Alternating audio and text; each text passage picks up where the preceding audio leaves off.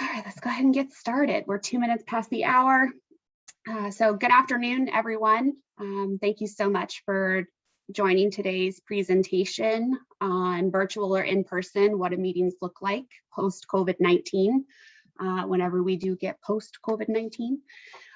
Just as an intention and a way to get you into the mindset of what we're going to talk about today, want to just have you visualize really quickly a meeting, something before March 2020, if you can go back that far and envision a time of before March 2020, where you were scheduled to attend a meeting or an event or a conference of some sort, something external from your organization, and just think about, bring to mind what you were feeling during that time. Were you having any physical reactions? Were you dreading it? Were you really excited about it? What were you thinking when you were packing, if you had to stay overnight? Did you have 30,000 other things that you had to balance and multitask while you were preparing for your conference? And I just want you to keep that front of center if you can, as we move through today's presentation. So this presentation is an opportunity that's provided by the Coalition for the Delaware River Watershed and River Network. And we're going to focus on specifically events and external meetings, not so much today on your everyday at the office type interactions. Although I'm hoping that through the exercises that we do today, the questions that are still outstanding, the conversations that we are going to encourage you to have with your team are things that you can have to determine what does returning to the office or what does returning to day-to-day look like post-COVID-19. But again, this presentation will focus on more large-scale external events and conferences. There will be overlap, and things to just keep front of mind is that they're still developing legalese, legal language and guidance around COVID-19 and expectations as far as asking folks whether to get vaccinated or not, and in order to return to in-person events. So there are a lot of questions around that. Would encourage you, if you are able to receive some guidance from a lawyer, to do so. If you have questions about your event and what you can and cannot ask as far as information related to vaccinations and what exemptions and exceptions may be available. So just want the opportunity for us all to introduce ourselves as we get started. If you want to in the chat, take a moment to please tell us your name, your organization, and pronouns, and whose lands you may be on today if you are aware. So my name is Brenna Goggin. I'm the Mid-Atlantic Leadership Development Manager for River Network. My pronouns are she, her, hers, and I am on the Nanticoke Lenape lands. If you don't know whose lands you may be occupying, we do have a link in this slide that will, if you put your address in, help you to know whose lands you are on. And Kip put it in the chat box. Thank you, Kip. So if you would take a minute, introduce yourselves, let me know who you're with as we get started. I do want to invite you all at any point in time, as I'm going through the presentation, please raise your hand or post your questions in the chat box, whichever you're most comfortable with. Or if you prefer, please come onto camera and off of mute. This is more of a meeting, not a webinar, so we can see each other's faces on camera and can interact with one another. So if you do have questions, please ask them at any time.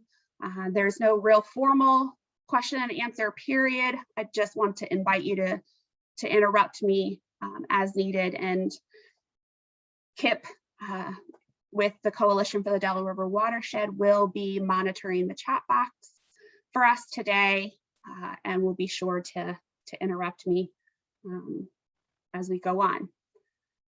So what are we talking about today? What do things look like post-COVID-19? Unfortunately, before we can move into post-COVID-19, we must recognize that we are still in COVID-19. And I wanted to start today's presentation because it does provide a good foundation for what we'll be discussing with the latest information about COVID as of yesterday, because I was putting the presentation together yesterday. So this is where we are as far as daily cases are in the United States and where we are as far as vaccination progress is concerned. The CDC is the one responsible for providing guidance on events and activities as it relates to COVID-19. You can find this data if you go onto Google and the CDC website. The New York Times, a lot of the newspapers are all covering daily statistics as well if you're generally curious, and your state health department will also post statistics. So some key points to consider as of today is that the CDC is not recommending in-person events at this time. They are recommending the avoidance of large events and gatherings when possible. They are asking organizers to consider the level of risk when deciding whether or not they should be hosting events. They're asking all organizations and individuals to promote healthy behaviors such as keeping your distance, washing your hands, wearing a mask. We are currently in a situation where access for vaccinations is opening more broadly, especially for those over the age of 16. There's a lot of studies and information coming out about vaccinations, especially for Moderna and Pfizer as it relates to those under the ages of 16. The Johnson & Johnson vaccine has been temporarily paused, but they're expecting that to come back online. And you might be asking, why are you talking about COVID? And that's because this type of information is what you should be looking at and reviewing when you're deciding whether or not you're going to return to an in-person event. We are environmental organizations. We spend a lot of time and focus on data and science. And just like it guides our position statements or our policies, it should also guide our decisions when it comes to whether or not we should return to in-person or stay virtual. So in case you were wondering why, that's why. So let's talk about what the pandemic did for us. What did COVID put a spotlight on? Well, it certainly put a spotlight on things that have now become common headliners in newspapers that we see. Zoom fatigue. There are researchers across the world that are releasing papers on Zoom fatigue and what it looks like and what causes it. There is information and constantly coming out about what work-life balance, disturbing statistics, especially as it relates to women and Black and Latinx women specifically. About 3 million have been pushed out of the workforce as it relates to the pandemic. Accessibility options for organizations that have taken their events virtual, have put their meetings virtual, or generally trying to keep in touch and connected with folks. They're having questions about accessibility as it relates to the internet, technology, closed captioning, simultaneous translation. These are all conversations that we didn't spend a lot of time talking about prior to March of 2020. But the reality is that a lot of this was already happening. We just weren't talking about it, and it certainly wasn't fodder for the newspaper headlines. So prior to COVID and prior to March 2020, I asked that question at the very beginning of the presentation of how did you feel going to an event in person prior to March 2020? Did it cause some anxiety? Were you excited? Were you nervous about leaving? Did you have to balance 1,000 different tasks in order to be able to go? Everybody's reality looked different. depending on the person and depending on what type of what you were leaving at home.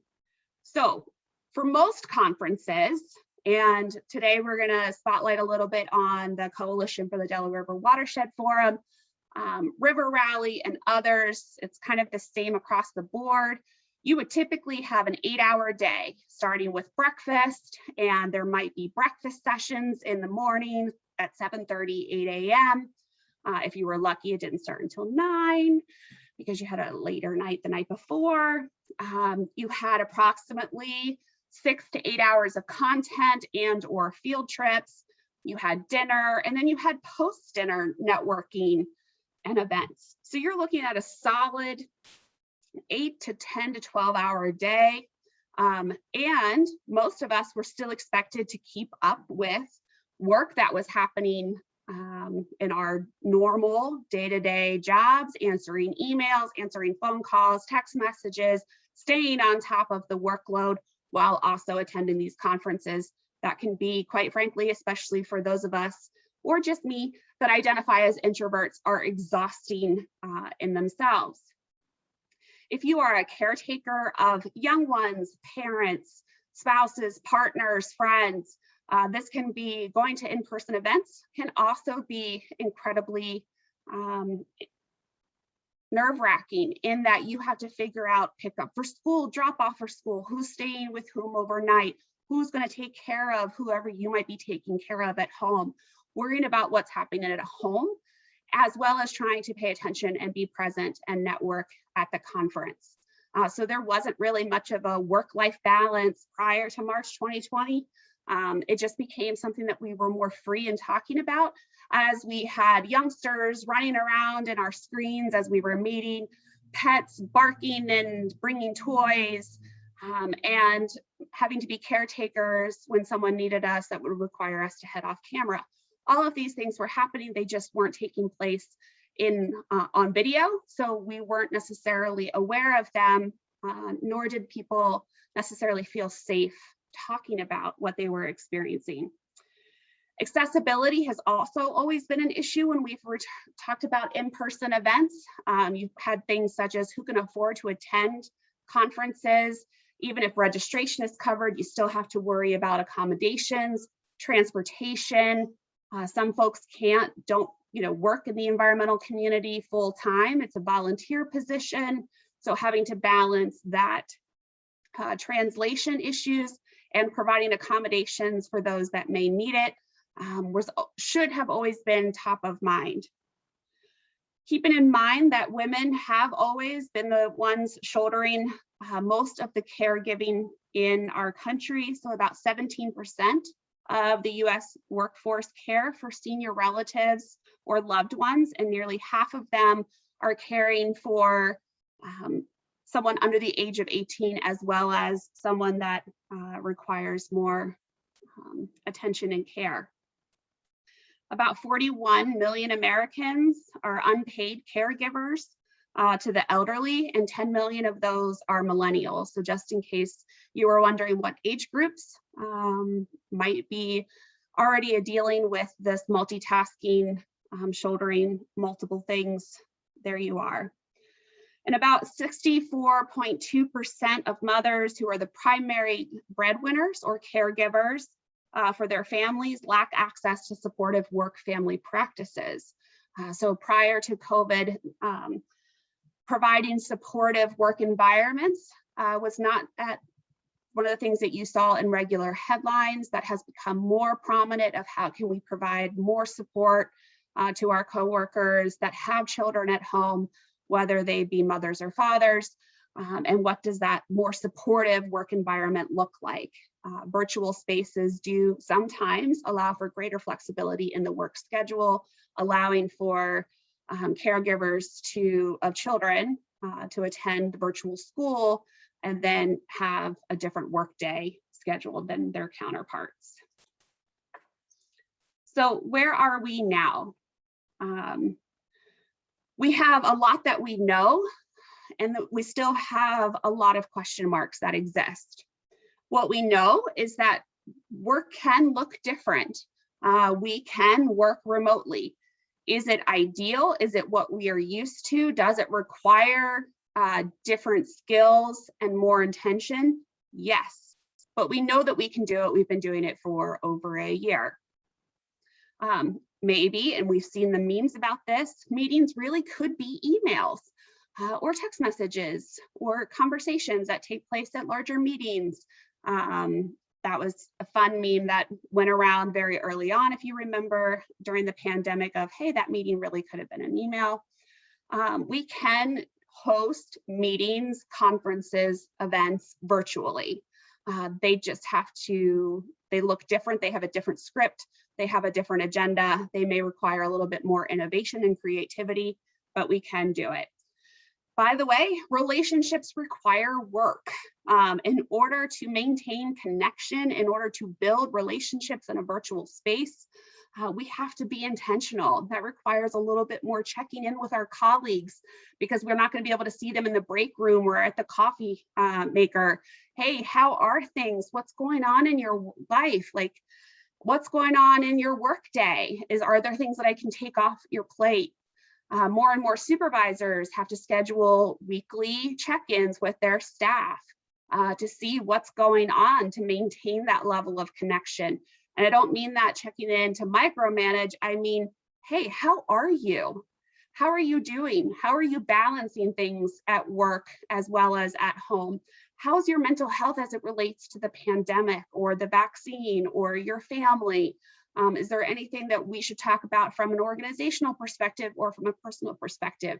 Things that where an employee may have felt more comfortable walking into your office, closing the door and having a conversation will require a little bit more intention on both parties to maintain over a virtual space. More and more, we're learning that returning to what we consider quote unquote normal, which was life prior to 2020, may not be something that we want to do, and it may not be possible. But what are we still trying to figure out? There are a lot of questions still around whether or not we should return to in-person events or meetings. When, how, where, what is that going to look like? Are we going to require masks, no masks? Are we going to limit numbers in order to maintain that 6-foot distance that is currently recommended? Are you going to have overnight events? And if so, what do hotel accommodations and food preparation and being provided look like? Are buffets still going to be a thing?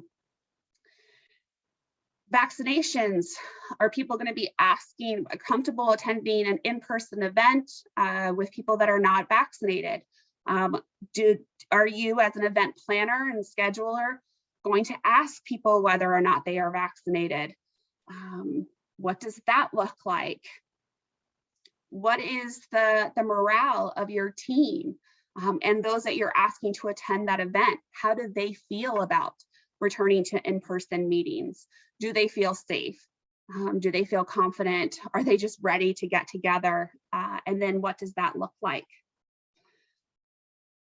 Remote work in 2020 was relatively easy because in March 2020, the world, as we knew it, kind of shut down and everybody went into a remote workforce that we knew in this environmental community. Those obviously that were frontline workers and others still had to man the ship. But when we had all of the staff and board members working remotely, we were kind of all working together in that same world. What does 2021 and even 2022 look like with staff who are comfortable in returning and want to return to work, being in person in the office versus those that are not, cannot for whatever reason, and then working remotely?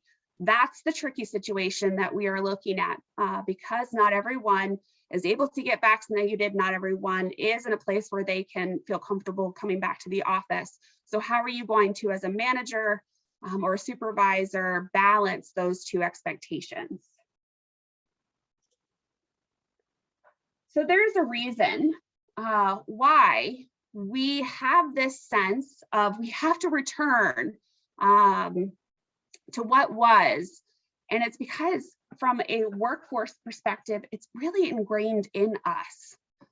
If you were able to attend the training that we did on building inclusive cultures, this slide will look very familiar to you.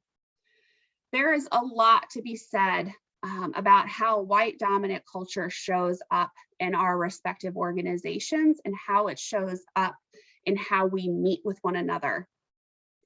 If you look at the chart here, these are characteristics associated with white dominant culture. And these characteristics are often things that are conditioned into us through school, through our professional training and onwards. It's important to note that white dominant culture is not any one person's fault. It is a system in which we all operate. Or as Brene Brown puts it, it is the sea in which we all swim. And so why? You might be asking yourself, like, well, wait, how does or why does white dominant culture show up? Well, if you think about why it is that we meet, why we hold conferences, why we hold events in general, sure, some of it is to build that connection and provide networking opportunities. But if you think back at some of the events that we host, what are you tracking with those events? Most people are tracking numbers, right? How many people showed up? How many people participated? How much information were we willing or able to give? Meaning, how many presentations did we offer on how many different topics? Numbers, and the bigger the number, the more we associate with progress and win and better, whether that's driven through foundations asking for that type of information and impact, or it's our donors, or just numbers are an easy thing from an evaluation perspective to track. So we focus a lot on that. Another reason why conferences and in-person meetings and events are done is because they're kind of easy. And when I say easy, I mean, there's a script. Once you've done it once, you pretty much have a script that you can follow from there on out. And you can repeat your event or your meeting relatively easily because it's going to be following that same script over and over and over again. Think about our events and conferences as you would a wedding or a bridal shower or a baby shower. They all kind of follow a very similar look, feel, and aspects that we just kind of carry over and over again. We as organizations put a lot of emphasis on the written word and what that looks like. And so once we put it on paper, that's what it becomes. And so we spend a lot of time going, well, that's what we've always done. We have a time right now where we still are facing this uncertainty to hit that pause button and really take the time, and I mean more than just the hour of this presentation, to revisit our organization's purpose, our meeting purpose, our event purpose, and to have these conversations with our teams, our members, and our donors. And what does that look like? Well, a great example that River Network has started to use comes out of the book, The Art of the Gathering by Priya Parker. She really spells out meeting purpose and what that looks like and why we kind of end up sometimes in that rut. Oh, Jennifer, I'm so glad that you've read that book. I thought it was such a great book too. So in her book, she talks about how events are created. And stop me if this sounds familiar to any of you all. As environmental organizations, we see a need and we're like, we should get people together to talk about this issue. And we want to be inclusive. So let's have as many people as possible show up. And we want to be able to make their time worth it. So we want to do it over a series of days. We want a lot of people to be able to talk. We want people to be able to network. And so suddenly your meeting, your event begins to fit into this script that you may have seen or witnessed in other conferences or meetings over and over again. We want everyone, so I liken this kind of repeat over and over again, similar to say like an author, a mainstream author that you might have. For me, one of my brain candy Main Street authors is Nora Roberts. I know exactly what's going to happen when I pick up a Nora Roberts book.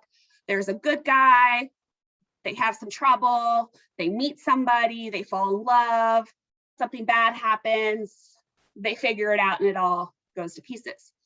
Events and conferences can fit that same stream over and over again. You have a breakfast, you have a lunch, you have a dinner, you have to fill in space in between. You have to provide networking opportunities. And so we can begin getting into this rut, for lack of a better term, and begin attaching meetings to the event and forget all about the purpose, the why. Why did we create this event to begin with? What was the purpose that we were trying to achieve? We stop asking ourselves those questions. And so now is the time to really have that opportunity to lay out what that question looks like, and hold your event up to see if your event is still meeting this purpose that you originally set out for. So revisiting the purpose, even if you don't have the book, I would strongly recommend that you write down these questions and have these questions available and use them as talking points to talk with your teams about what does your event look like 2021 or 2022. Asking yourself, why did we have this gathering or this meeting? How did that make us feel? Did we feel obligated in putting it together because it's something that we've always done and that's the way we've always done it? Or did we find that we genuinely enjoyed our company and we felt elated and excited after the event because it met what we were trying to do? Can it be done differently? And if so, what does that look like? Do we need to have an event or a meeting at all? Do you find yourself asking, wasn't there a way we could have combined some of these meetings into one place? If you are in a watershed organization, you can find that you will have multiple meetings for different parts of your watershed. Are there ways that you can bring people together when they're already together and capitalize on that rather than having a meeting separate for every portion of the watershed? I would encourage you to take this time to really examine, or not, whether or not your gathering can be refreshed, retired, or if it should continue as is. And so what does that look like in a real sense? Well, Sandra and the staff with the Coalition for the Delaware River Watershed gave me permission to use the Watershed Forum, the Coalition for the Delaware River Watershed Forum, as an example for how we can go through this exercise. Because the forum is a place where we spend a good portion of a week together in a location somewhere in the watershed. Choose Clean Water has its, for those that are joining the Chesapeake, it has very similar setup where we spend a certain amount of time somewhere in the watershed together. And then you have the Watershed Forum also in the Chesapeake Bay at the same location. But Sandra and her team provided me with information as it is written about what the Watershed Forum is and the role that it plays in the coalition's work. And I bolded, italicized, and underlined probably the most important part, or what I could gather would be a purpose statement about the forum. But I also then took Ms. Parker's questions that she included in her book and began asking them as it related to the Watershed Forum. And that included asking questions of what has changed in the Delaware River watershed landscape since 2013, which is the first time that we had a forum. Does the forum still make sense? And by the way, there's no answers to these questions. I don't have these answers. These are questions for the team to take back with them, and just examples that you can take with you as well. The questions in green on the screen really begin breaking down the why aspects of the forum. This exercise, even especially as it relates to the forum, can be tricky, especially if your event or meeting is backed by a funder, and that funder really likes numbers, and those numbers include how many organizations showed up, How many people did you reach? How diverse was your audience as it relates to location in the watershed? However, I would encourage you to have a conversation with your funder about what does the meeting purpose really look like, and how can we do that may not result in the same level of numbers, but may result in an even greater impact. For today's purpose, let's just assume that your meeting and conference still fulfills its purpose. You go through this exercise, and by the way, if you're going through this exercise and you're like, I can't find anywhere where my meeting, conference, or event had a written purpose, now would be the perfect time to sit down and begin writing out and having conversations with your team, whether it be a planning committee, your board, donors, what have you, on what is the purpose of this? Why do we meet? And go through this exercise with your team and see what kind of answers you guys come up with. It can be a really great team building exercise and a way to connect during this virtual time on what are we doing and how are we doing it? And do we have an opportunity to hit the refresh button? But again, for today's purposes, and because we only have an hour together, I want to assume that your meeting or your conference still fulfills its original purpose. And you're right now just trying to decide, are we going to meet in person, or should we go virtual, or is there some type of hybrid exercise that we can do together? What does the next steps of this process look like? Well, not dissimilar to any other decision-making process, especially for environmental organizations, because we love our science and we love our data. Figuring out what decision is needed in this case. Are we going to be in person or return to virtual, or return to in person or stay virtual? Begin gathering the evidence. What does that evidence look like? For us, it's usually based on data and the science. Compare the options to each other. And I would encourage you to look beyond just the quantitative data and begin really delving into the qualitative data. And this will require conversations and meetings about this with your team and your external partners to see how they feel about returning to in-person events. How does your evidence stack up? Is there more evidence that will help you determine whether you should stay virtual or go in person? And remember that the data, whether it be qualitative or quantitative, is really not an either or, it's an and both. What does this look like? And then based upon the evidence, select the best option. One of the presentations that I heard recently from a team of lawyers that were looking at legal guidance as it relates to returning to in-person in the office versus staying virtual for nonprofit organizations really encouraged organizations to not just pay attention to the CDC guidelines, but to also have conversations with their staff, especially from a morale and culture perspective. How safe do they feel? How comfortable do they feel? Have those conversations of what's working, what's not working. Was it working prior to COVID? Was it not working? And do they have ideas on how we can make this issue better? I would encourage you to do something very similar through this conference, event, meeting exercise. So in the case of the Watershed Forum, just using an example, the staff was able to provide me with some numbers as it relates to the Watershed Forum. And gathering this type of information can be a really interesting exercise for you. And I would encourage you to do that if you've never done it for your events. Really breaking down the numbers is a good place to start in this exercise. So as the numbers show, the CDRW Forum had a greater turnout from each state in the watershed and greater attendance, both from within the watershed and without, when they went virtual versus when they were in person. And I just looked at the 2 years of in person and then the 1 year, because that's what the forum has had, of virtual. It also costs less to be virtual than it did to do it in person.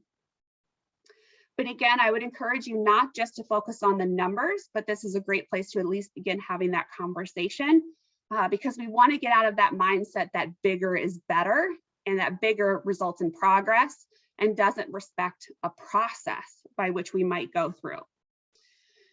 So while the coalition may have already decided that they're going to stay virtual for their 2021 forum, you still may be undecided, especially about fall events starting in September. So with your event in mind, we're going to do a little exercise that's essentially a pro and con list.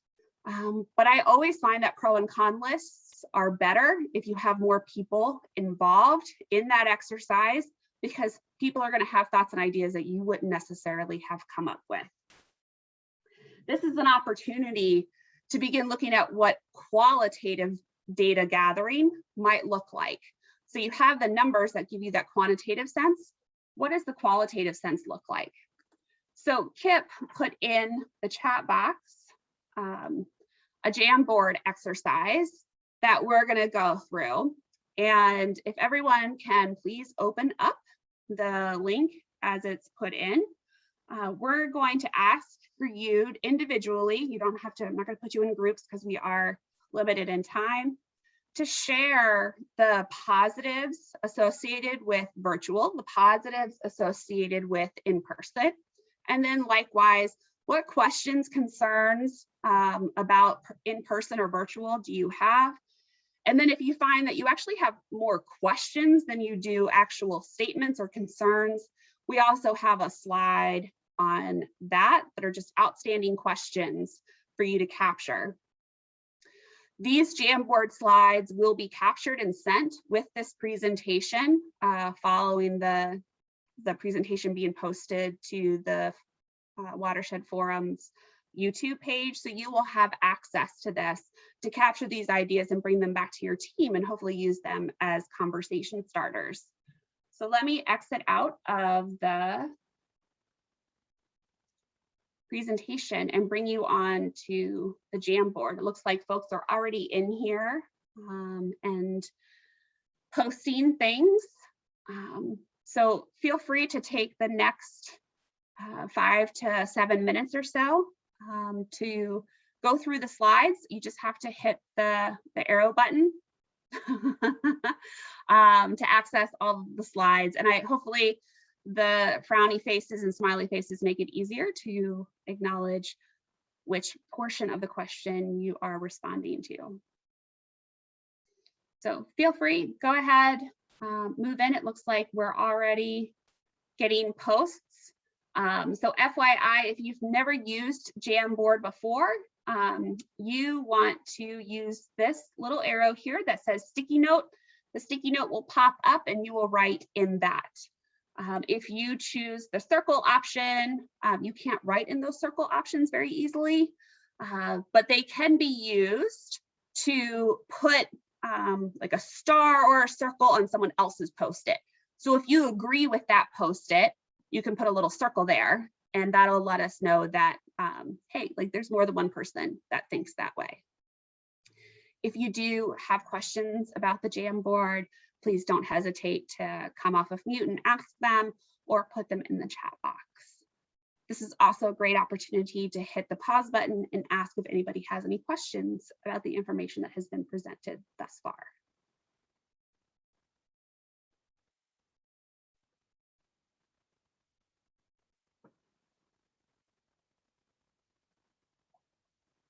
Oh, I love that somebody drew a star. That's great. And you can change the color of your post-it. So FYI, if you're like, yellow is not really my jam, there are other color options that you can choose. So far, the benefits and positives related to having a meeting in person, certainly the energy, it's much easier to get that feel of the energy in the room. That is one of the things that they attribute to Zoom fatigue, is that you are constantly trying to pick up on the energy of people on a camera screen, which can be really difficult. You don't know if the face that they're giving you is related to the email that they have open, or the fact that they're concentrating on a Jamboard exercise, or if they really just don't like the content that you're providing. It's also a lot staring at your own face during a Zoom event, which you don't have to do when you're in person. You can just get to stare at everybody else's. Ooh, I like that people think that it's harder to multitask, because that's one of the things that I was going to talk about at the end of that. Easier to meet new people. It certainly is easier to meet new people at in-person events. Certainly much easier to do field trips. Kayaking virtually can get, I imagine, a little tricky. So viewing restoration events and even engaging with elected officials or other professionals in that. Sharing cultural experiences and having those one-on-one moments, certainly much easier to do, especially when you can make small talk as you're picking through your food at the buffet, or if you're sitting at a table with somebody during a meal. Let's look at the negatives of meeting in person. My dog will be so sad. Yeah, I'm not sure that my dogs will know what to do if I'm gone for anything longer than an hour at a time anymore. Yeah, social anxiety of getting back into the swing of things. They do say one of the things that they're researching now is mental health as it relates to employees coming back into in person, and what that looks like. And that is certainly one of the aspects that the legal experts encourage people to talk about, is that morale and mental health issue about people returning. Increased expenses. It is expensive to have your staff traveling, hosting events, especially if you're looking at events right now where having a roommate may not be possible, having a buffet food may not be possible, so everyone's going to have individual meals, things that we typically cut down on when it relates to conferences and in-person events. Just the travel in general can be exhausting, and trying to come up with transportation. Too many meetings too soon. Oh, from an environmental perspective, somebody put increased emissions. Yes, think about how we might be saving the planet by reducing transportation emissions right now. Concerns about the virus and the variants. Yep, not a lot of information about the vaccines and the variants. Increased costs, travel time, work-life balance that we know wasn't much of a reality ahead of time, but still is something to think about now. So the positives of virtual meetings: easier for attendees to get their work done throughout the day, certainly allows people to attend for just a portion of the event if they have limited time. Absolutely. You don't have to try to sneak back up to your hotel room. And then when someone's like, oh my gosh, did you hear that amazing speaker? And you're like, no, I was answering email. It can be easier to bring together panels of high-level speakers, sometimes from around the world, where travel expenses to get them there in person would have been too much. It is sometimes easier for the presenter to plan for a virtual event than it is, especially when you don't have to think about travel costs or technology. So it looks like folks are really focused on more diversity as it comes from outside of the watershed being in meetings. Are there other positives related to virtual meetings that people haven't posted? Oh. So there are some negatives, concerns associated with virtual meetings. It can be difficult for those that are not familiar with technology. Yes, we have seen, even just in the presentation series that we've done with the coalition, people RSVP really excited. They learn that the presentation will be recorded, and they're like, oh, yeah, I'm out. I'm gonna go do something else. I'll wait for the recording link. Thanks. Yeah, that is a little bit of a bummer, because for the speaker, especially, you're looking at the numbers on the screen, right? Like going back to those numbers means progress, means better. You're trained to go, oh my gosh, like we had 35 people registered. We have 13 people showing up. What does that mean? It means nothing. FYI, like, it's okay. Why? Because greater access of this video will go out across the watershed, and it will be there. This is not terrifying at all for a speaker, forever, for people to access at any time. People leave in the middle of the presentation. Yes, they do. But I want to put a thing out here. This is something that came to my mind today as I was preparing for this presentation. How many people, either by a show of hands or just in the chat box, like, would be at conferences and you'd have this amazing keynote speaker that you've lined up, and all of your coalition members are like this with their phones. Nobody's paying attention to the keynote speaker. No, like, everybody's focused on their phones. Like, was it just me? Did that not drive anybody else crazy? Like, so really, how much were people paying attention in person? How many people realistically during the conference were checking their social media, like scrolling? Thanks, Jess. Not alone in that, right? Like, you spend all of this time as a conference planner coming up with these amazing, and I say this as someone who is getting ready to, have River Rally in a month, amazing speakers, amazing keynotes, and people are just like, yeah, I'm scrolling through the gram, like looking at the new TikTok video. So people leaving in the middle is what I equate to that on a virtual perspective of people being in their phone. People don't log on, they're not really engaged. Yeah, again, even at conferences, I was noticing more and more, and I'm guilty of it too, like stepping out because I had to answer an email, I had to take that phone call, not being able to participate fully because there was still work that had to be done at home. Less revenue, now that is something to think about. As norms have been established that Zoom should be free, despite the host still investing a lot of staff time to coordinate. Yes. That is something that we've been struggling with too as an organization. Programs that you typically would charge for if you were attending in person to pay for your staff time. People, because of the pandemic and the costs associated with that, as well as just it's virtual, there's an expectation now that things should be free, that we shouldn't have to pay for that, but the same rules still apply. Staff time is still something that needs to be covered, and you are of value. Lack of innovation and experience design. Is there Zoom fatigue, or is fatigue for bad Zooms? That is a very good question, and something that I think we're still trying to figure out. And it really is hard. It's a really hard nut to crack. We were just in a planning call yesterday for Choose Clean Water conference, and I was in a small group, and we were talking about, like, what are our pet peeves associated with presenters, and everybody was like, I hate when presenters just present to me. And I was like, okay, I guess I'm the cheese that stands alone, because for 45 minutes I have somebody that's talking to me, and they don't expect a response.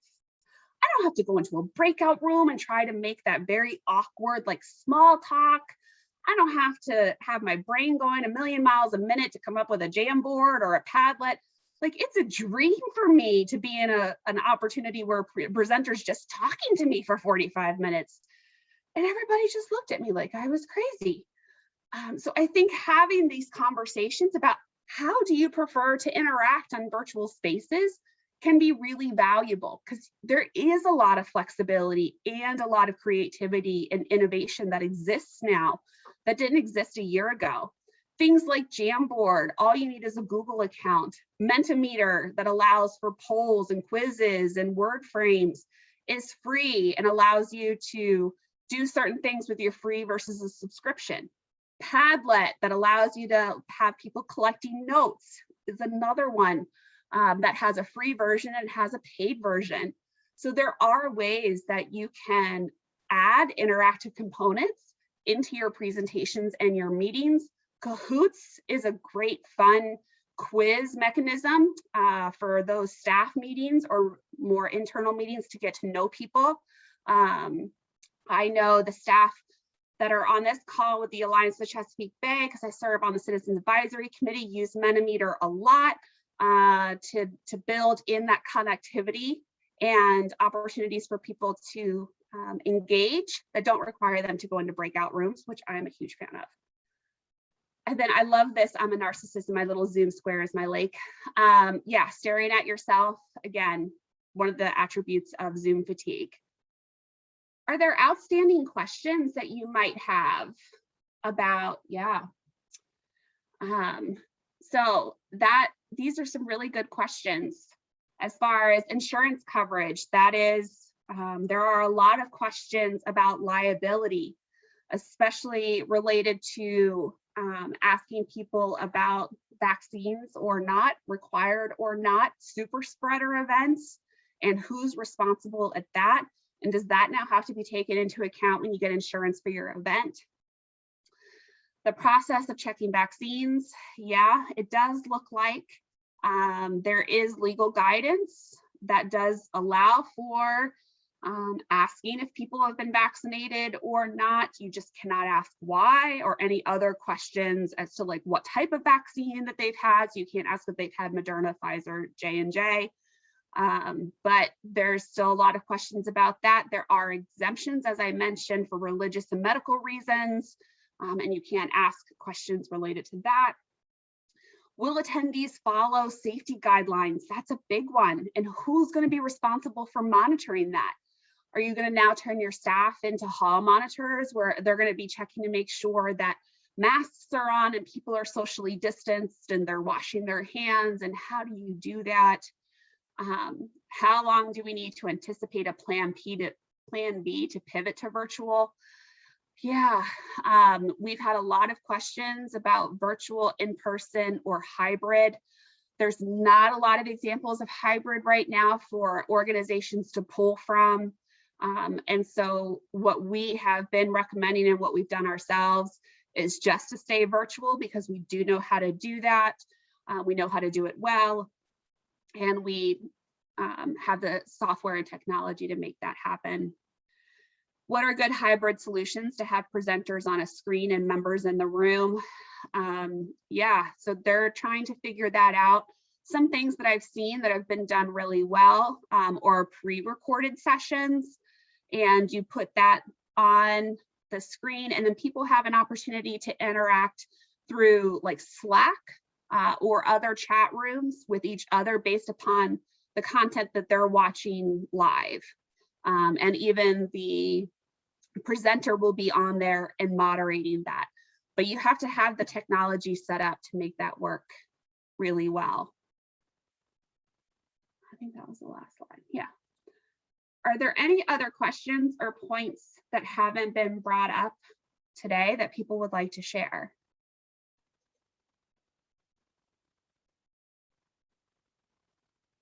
While I'm bringing the presentation back up.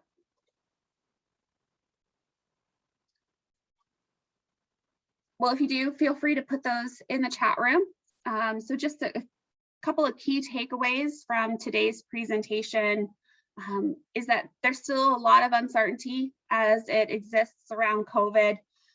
There are a lot of questions for organizations to figure out, some questions related to your event and conference in general, such as what is the purpose? What are our priorities? How does meeting in person or meeting virtual help you to address those priorities? Like I said, there's very little legal guidance that's in existence to help you create rules for how people have to operate when they're in an in-person situation. Are you going to develop as an organization a vaccination policy for your event? And then if so, what does that look like? Are you making the policy mandatory or voluntary? How does your staff feel about returning to in-person events versus staying virtual? And are there ways that you can ramp it up? So starting with, this spring and summer, having some staff meetings outside at picnic areas and pavilions, and working your way up to maybe a few people being in the office, working your way up then to maybe having a staff meeting inside, working your way up to then having an event. Again, now's the perfect time to take stock. What is working and what's not? And was it working before COVID? Is this an opportunity for you to be innovative and creative? How are your staff doing? Are there other benefits that you can expand on for your organization or event participants that you haven't thought of before? And so we know that the guidance is constantly changing. Right now, the CDC does not recommend, like I said, gathering for in-person events, but a lot of states and municipalities are disregarding that advice. And so it's really up to the organization to determine. Appreciate everybody's participation today in the Jamboard. Like I mentioned, that information will be sent to you along with a copy of today's slides. I have resources related to the information presented to you here today, and a recording. The evaluation link Kip has put in the chat box will also be sent. And if there are any questions, feel free to ask them.